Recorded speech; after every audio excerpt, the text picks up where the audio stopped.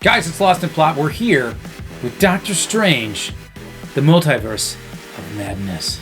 That's right. So let's talk about this plot. What's happening here? Well, it starts with a brand new character called America Chavez. And she's got the ability to travel through the multiverse. She can walk through dimensions. And because she has that ability, there are some people out there that really want to take it away from her. Why? Well, to be able to walk through all the different multiverses. Come on. So it's actually in the opening scene, of course, a Doctor Strange from a different multiverse is killed trying to protect her from a demon that's trying to capture her so they can take the power. So really that's how she hooks up with Doctor Strange.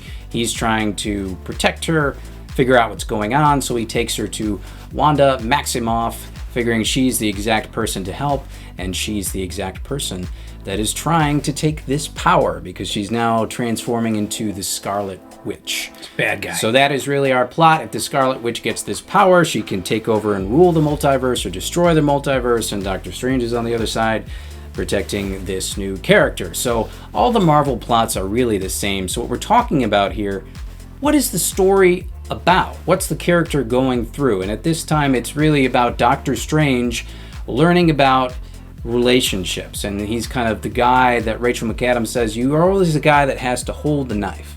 And that's why relationships haven't worked out with him before. And they even question what he did in Avengers Infinity War about if everyone really had to die to beat Thanos like that. So there's questions about him taking it all on himself and whether he should do that or whether he should empower those around him. Step aside, you white bastard. Which, why don't we talk about that next? We'll talk about the script for this film. So the script is very wobbly. It's wobbly. The first act is terrible. First act is just full of cheese. It's like a Saturday morning cartoon. It's bad until we break into the second act, which is really when they first go into the multiverse together, Doctor Strange and the new character, America. And she's an awful character. She's terrible. It's really in the second and third act that the script does a little bit better and kind of picks things up and makes some interesting choices here and there. But overall, this script is so bloated and weighted down because of fanboy service that it's not ranking up there. It is just not tight at all. There's Fanboy so much service. fanboy worship here. We're just showing you characters that you might know in order to kind of goose you and say, look, you spent time reading the comics. Now look at this person on the screen. Get excited. That's exactly right. And you can the rest of us can sit there and say, well, why is this necessary? Why does this have to be in here? And it doesn't have to be in here.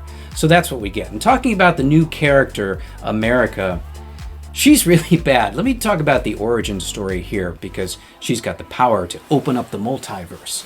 The way it happens is it only works, she can only control it when she's scared. When something frightens her, then her power comes out, okay? So when she was a little girl, there was a bee, and a bee came to sting her, okay? So she was afraid of the bee, so she ripped open a seam into the multiverse. And then her two mommies, her lesbian parents, were sucked away into the multiverse. And what is probably the most hysterical moment in origin story of any character in this beleaguered MCU nowadays. Literally, she was afraid of a bee sting, opened up a multiverse, and her two lesbian parents were sucked away, and she's never found them since. Mommy! Mommy! Both mommies. Gone. So that's what we have for America. And the actress here is not great. It's a very dull wooden performance. We're really supposed to care about her. Come on. Now, other than her ability, her magical power how would you describe her outside of it? I got nothing. Wooden. Blank. Because we're really supposed to care about her. Everything in this film is really based on, well, we've got to protect her. We got to make sure her power isn't stolen. So it would help if you had some emotional stakes in the character, that you really liked her. None of these things are true. She's just kind of there for the vehicle, for the special power that everyone wants. And that's all it is. Now, there is some wokeness here. We talked about this a little bit when we saw Eternals. Typically with superheroes, it's all about responsibility, duty. Sacrifice. What makes a hero is that sacrifice. But this is, again, twisting that around because the question that everyone's being asked is, are you happy? Doctor Strange, are you happy? All about me. That's right. That narcissism, that self-interest and focus. Doctor Strange, you're an Avenger and you've saved the world and all the people, but are you happy? Are you happy? That's what we care about. Can you imagine asking, like, Batman, after he kicks the shit out of somebody and sends him to Arkham, it's like, Batman, but are you happy? Are you taking time for yourself to grow, Batman? Can you imagine that? That's what we're getting nowadays. No. It's not a very... Think of any hero. What if that hero were to sit down and be like, hero, you sacrifice and you help so many other people. When are you going to start helping yourself?